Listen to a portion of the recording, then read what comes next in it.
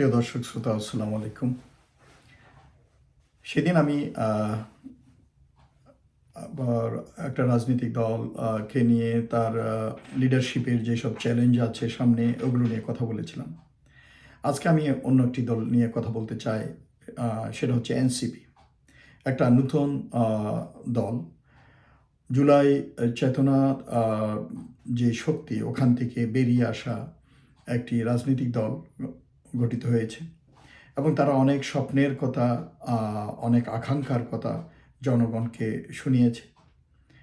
কিন্তু তাদের যেই পদযাত্রা, এটা কিন্তু দুর্গম। তাদেরকে বুঝতে হবে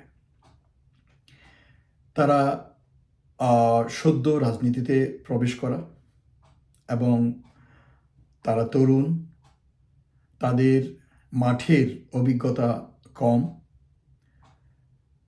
এবং রাজনৈতিক অভিজ্ঞতা তো আছে, রাষ্ট্র পরিচালনার কথাই বলেন, সব কিছু। তো সেই জন্য এই জিনিসটা ওদেরকে মাথায় রেখে আগাতে হবে। এখন রাজনীতি, ওই যে বক্তৃতার, জনসভার বক্তৃতার মঞ্চে উঠে মাথা যদি গরম হয়ে যায়, আপনারা যদি খেয়ে হারায় ফেলেন, তাহলে মুশকিল। একটা জিনিস একজন বলেছিলেন, জোশ এবং হোশ এই দুটা কিন্তু ঠিক থাকতে হবে, ব্যালেন্স হইতে হবে। একটার থাকলে আর একটা যদি না থাকে, তাহলে মুশকিল, আপনি বিপদে পড়বেন, আপনারা পথ হারা হবেন। জোশ এবং হোশ দুইটা একসাথে ব্যালেন্সড হইতে হবে।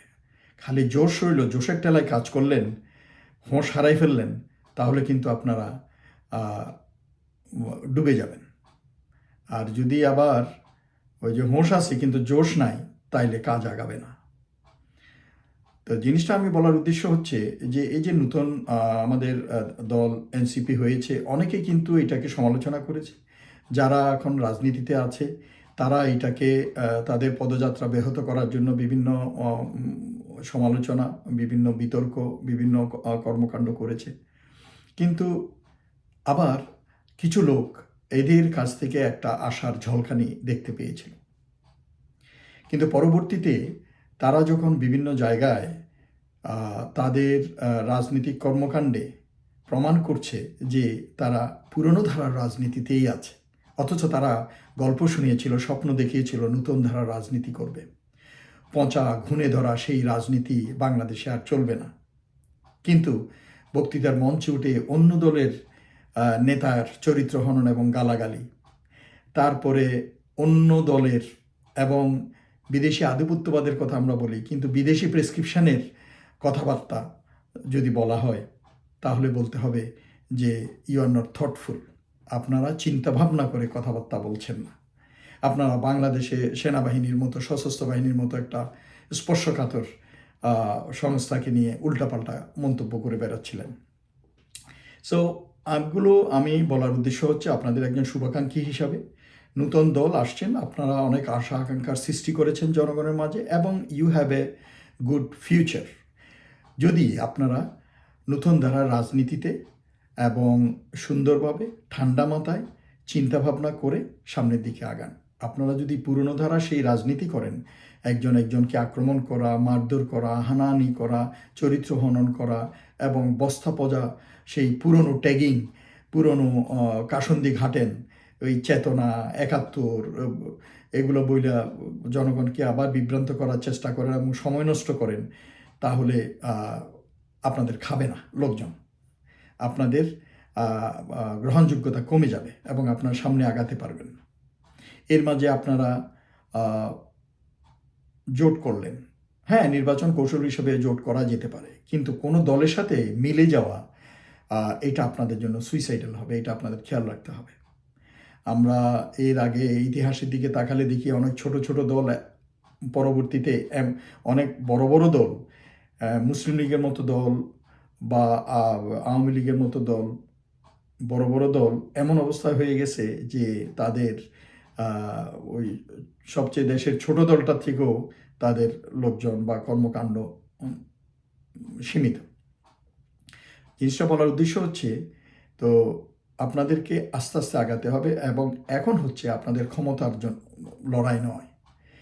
এখন আপনারা জোট করতে পারেন, কিন্তু কোনো দলের সাথে মিশবেন না, এটা আপনাদের খেয়াল রাখতে হবে। কোনো দলের সাথে যদি আপনারা মিলে যান, তাহলে এটা আপনাদের আত্মঘাতী সিদ্ধান্ত হবে এবং আপনারা আপনাদের সামনের দিকে ঠিক পথে আগাবেন না।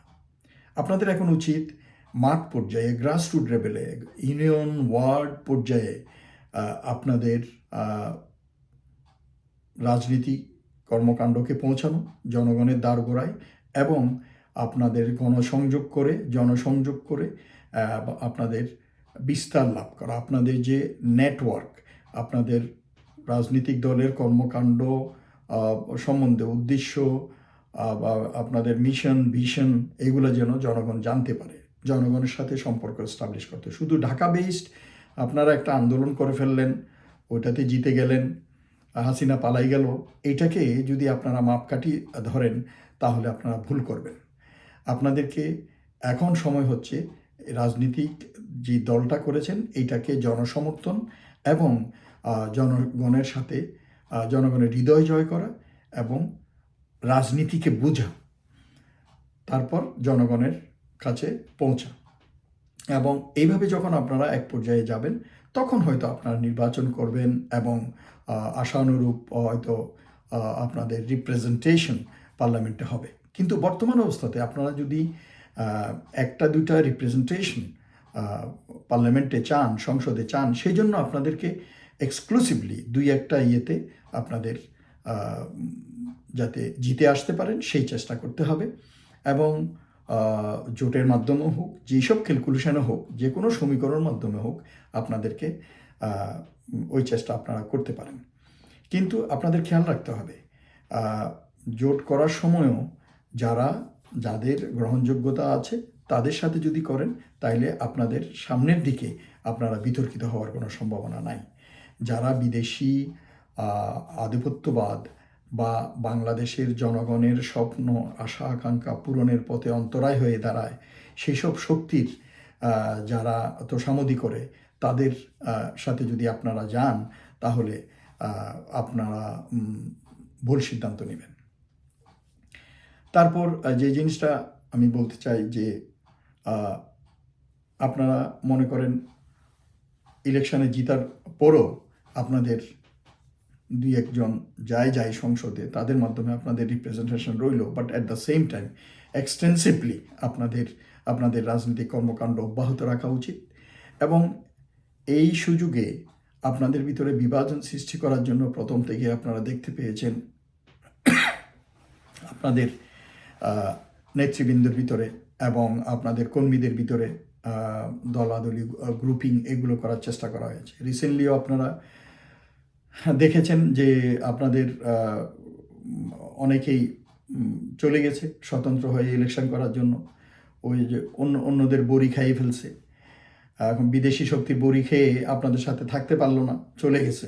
তো এখন আপনাদেরকে সঠিক সিদ্ধান্ত নিতে হবে, না হলে আপনারা ডুববেন। আপনারা এই সুন্দরভাবে কথা বলবেন, চিন্তাভাবনা কথা বলবেন, কথা বলার আগে চিন্তা করবেন এবং আপনাদের এমন একটা অ্যাডভাইজারি কাউন্সিল থাকা উচিত, উপদেষ্টা মণ্ডলী থাকা উচিত, যারা শিক্ষিত, জ্ঞানী এবং চিন্তাশীল, দেশপ্রেমিক, বিদেশি টাকায় বিক্রি হয়ে যায় না এমন লোক, সৎ লোক, এই ধরনের লোকদের নিয়ে, যারা অভিজ্ঞ লোক, আপনাদের উপদেষ্টা কাউন্সিল করা উচিত এবং তাদের বুদ্ধি পরামর্শ নিয়ে আপনারা প্রতিটি পদক্ষেপ নেওয়া উচিত। নিজেদের মতো আপনারা যতই বলেন ইউ পিপল আর ইয়াং, আপনারা তরুণ, আপনাদের অভিজ্ঞতা নাই, সেই জন্য আপনারা ভুল করবেন। কিন্তু কথা হচ্ছে যে বারবার যদি আপনারা ভুল করেন, তাইলে জনগণের কাছে আপনাদের গ্রহণযোগ্যতাটা হারিয়ে যাবে। সেজন্য এনসিপির প্রতি আমার বলার একটাই কথা, যে আপনাদের এই পদযাত্রা দুর্গম মরুকান্তার দুস্তর পারাবার ওরে অঙ্গিতে দিতে হবে যাত্রীরা হুঁশিয়ার। সো তোমাদেরকে অনেক হুঁশিয়ার হয়ে সামনের দিকে আগাতে হবে এবং কাঁটাযুক্ত তোমাদের পথ, কণ্টকাকীন। সেজন্য এই দলটাকে তৈরি করা, জনগণের হৃদয় জয় করা, এইটার জন্য অব্যাহতভাবে কাজ করতে হবে। ক্ষমতায় যাওয়ার লড়াইয়ে এখন যাওয়া উচিত হবে না। সকলে ভালো থাকুন। আল্লাহ হাফেজ।